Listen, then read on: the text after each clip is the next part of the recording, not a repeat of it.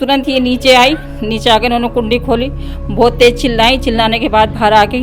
ऊपर आके मैंने देखा कि जब तक कमरा खोला हुआ था उसमें लड़की की लाश जो है फोल्डिंग मंचे के ऊपर पड़ी हुई थी।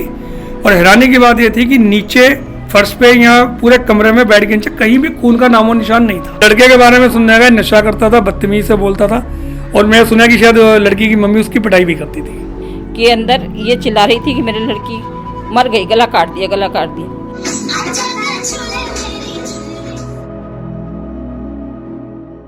बैंक साथी प्रस्तुत करता है झलको दिल्ली शो। नमस्कार, मैं यशिका और आप देख रहे हैं झलको दिल्ली। भारत की राजधानी दिल्ली में आए दिन महिला सुरक्षा को लेकर कई बड़े बड़े वादे किए जाते हैं, लेकिन जब एक नाबालिग मात्र 16 वर्षीय लड़की की उसके फ्लैट में ही हत्या कर दी जाती है, तब प्रशासन को इसकी कानों कान भनक तक नहीं होती और दिन दहाड़े इस मर्डर को अंजाम देने वाला आरोपी खुलेआम आराम से घूमता रहता है। दरअसल ये पूरा मामला दिल्ली के साउथ ईस्ट इलाके सरिता विहार के पास स्थित जसोला गांव का है, जहां पर एक मां जिसका नाम रेशमा बताया जा रहा है, उसको अपनी बेटी की लाश, रुखसार की लाश कमरे में मिलती है। गला कटी हुई लाश उसको मिलती है और जब उसको पता चलता है कि मेरी बेटी की हत्या कर दी गई है, तो जो उनके साथ 30 वर्षीय इंसान रह रहा था जिसका नाम शान मोहम्मद बताया जा रहा है। आपका नाम? जी, मेरा नाम रईशा बेगम है। आपने क्या देखा है इस हादसे के बारे में, आप क्या कहना चाहेंगे? मैंने तो सुबह के टाइम में जब मैं इनके घर में आई, मेरे हस्बैंड सुबह ड्यूटी जाते हैं, मेरी गर्म पानी करने की रोड ये पहले दिन लेके गए थे। तो सुबह के टाइम में जब मैं आई, मैंने इनका दरवाज़ा बजाया तो इनकी बहन पलंग में बैठी हुई थी। भाई ने मेरे हाथ पे रोड निकाल के दी गर्म पानी की। मैं वापस अपने घर में चली गई, मैंने दरवाज़ा बंद कर दिया। इसके बाद हम लोगों को कुछ पता नहीं है, हमको कुछ ऐसा लगा ही नहीं है कि अंदर झगड़ा हो रहा है या कुछ हो रहा है। अगर ऐसा कुछ होता तो हम देखते संभाल लेते, पर ऐसा मुझे कुछ नहीं लगा। फिर इसकी मम्मी आती है 10 बजे के टाइम में, मेरे घर में बैठी रहती है, मैं पड़ोसन हूँ उनकी। तो इसकी मम्मी कहती है, मैंने कहा बाजी तुम लोग कहाँ थे आज, बच्चे वच्चे कोई नहीं है। कहने लगी मेरी लड़की ना कल ये तिकोना पार्क में ट्यूशन की बात करने के लिए गई थी, शायद हो सकता है कि आज लड़के के साथ चली गई। तो मैंने बोला तुम लड़के के साथ क्यों छोड़ती हो लड़की को? तो ये बोली आज अपना आप ही जीत करके चली गई है। तो मैंने बोला ठीक है, फिर आ जाएगी, ट्यूशन गई है तो आ जाएगी। तो इन्होंने बोला ठीक है। जब 11 बज गए तो 11 बजे से ये हमसे बोली कि फ़ोन दे दो। मेरे पास फ़ोन नहीं है, मैं लड़के को फ़ोन मिलाऊंगी और बात करूंगी। लड़के से बात करी तो ये गाली गलौज करने लगी लड़के को कि तू मेरी लड़की को कहाँ ले गया, लेके आ, बेचेगा तो नहीं, मेरी लड़की बेच तो नहीं दी। ऐसे करते करते जब 2 बज गए, काफ़ी देर तक माँ बेटों की बहस चलती रही। इन्होंने बोला मेरा BP हाई हो रहा, मेरे को दवाई खानी है, तू जल्दी आ जा। लड़का नहीं आया तो इन्होंने बोला मेरे बेटे से, बेटा ऐसा कर कि ताला तोड़ दे, मैं दवाई खा लूँगी अंदर जाके। जैसे मेरे बेटा ताला तोड़ के ऊपर ले गया ताले को, तो तुरंत ये नीचे आई। नीचे आके उन्होंने कुंडी खोली, बहुत तेज़ चिल्लाई। चिल्लाने के बाद बाहर आई तो हम लोगों ने सोचा, मैंने कि चोरी करके ले जाता है, शायद हो सकता है आज भी चोरी कर ली इसने। फिर आया, हम लोग नीचे उतरे तो देखा कि अंदर ये चिल्ला रही थी कि मेरी लड़की मर गई, गला काट दिया। मेरा बेटा है साहिल हुसैन, उसने जाके नब्ज चेक करी तो लड़की के अंदर सांस कुछ नहीं थी, ठंडी पड़ चुकी थी। फिर मेरा बड़ा बेटा भी यहीं रहता, मतलब अलग रहता कमरे में, मेरे पास मिलने आया था। उसने बोला मैं तुरंत 100 नंबर फ़ोन घुमाता हूँ। 100 नंबर फ़ोन किया मेरे बेटे ने, फिर तुरंत पुलिस आ गई। उसके बाद कुछ नहीं। तो आपने आखिरी बार लड़की को कब देखा था? मैंने सुबह 7 बजे ही देखा था, जिस टाइम मैं पानी की रोड लेने आई थी। फिर उसके बाद जब उसका मर्डर हो गया, फिर आके देखा हमने, उसकी माँ के पीछे हम भी आए। मैं देख के एकदम से वापस हो गई। मम्मी मारती थी, जब दारू पी के आता था मम्मी मारती थी, कहती थी मैं नमाज़ पढ़ती हूँ तो आगे घर नापाक कर देता है, मैं नमाज कैसे पढ़ूंगी यहाँ पे, बस इतना ही होता था इनका। मम्मी बहुत मारती थी, लड़का कुछ नहीं बोलता था। हमने तो आज तक कुछ गलत नहीं देखा है। बहन तो इनकी जो ख़त्म हुई है रुखसार, वो बहुत अच्छी लड़की थी, बहुत शरीफ भी थी। वो किसी से बोलती ही नहीं थी, जी से ही बात करती थी, हम लोगों से भी नहीं ज़्यादा बोलती थी, अपने कमरे में ही बंद रहती थी। ना भाई का झगड़ा देखा हमने, ना बहन का देखा।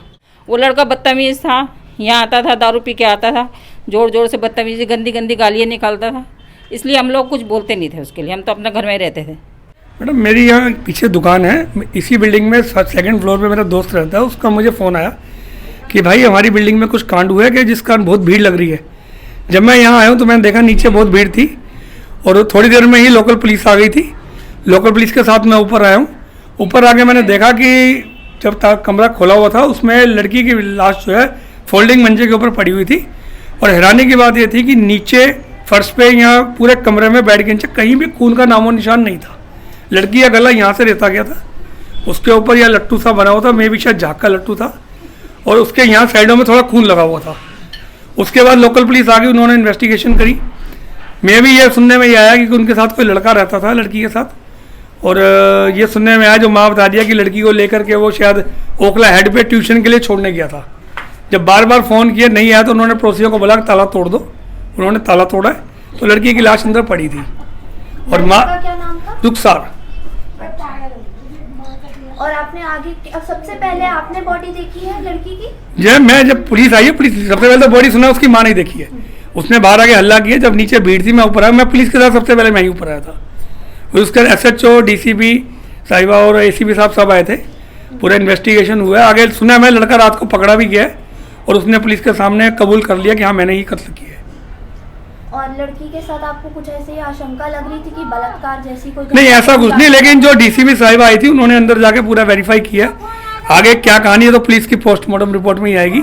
लेकिन सुनने में यह आया कि लेडीज़ जो है, जो इसकी माँ, लड़की की माँ है, वो नीचे उसने पब्लिक के बीच में यही बयान दिए हैं कि जो ये मेरा बेटा है, मेरी बेटी के साथ रहता है, मेरा बेटा है। और आगे मीडिया में जो सुनने को आ रहा है, जो DCP साहिबा के सामने उसने कुछ और बयान दिए हैं।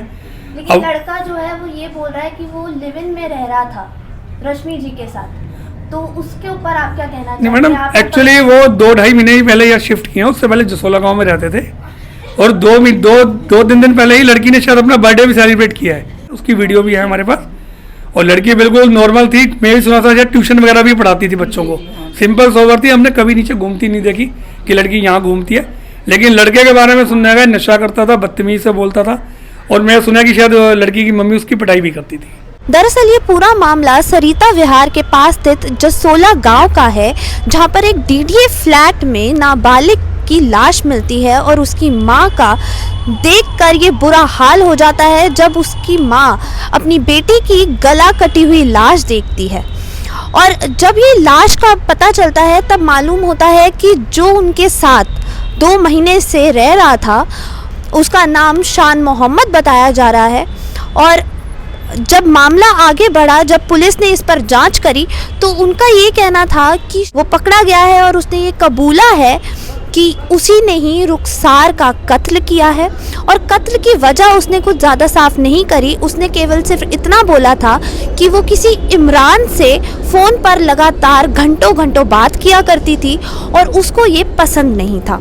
लेकिन जब ये मामला आगे हमने जब पड़ताल करी तब आगे हमें मालूम हुआ कि जो शान मोहम्मद था वो रेशमा के साथ लिव इन रिलेशन में रह रहा था। और रेशमा का कहना ये है कि उसने शान मोहम्मद को बेटे की तरह अपने साथ रखा हुआ था, वो उसको गोद लिया हुआ था और लिव इन जैसा कोई भी रिश्ता उनके बीच नहीं था।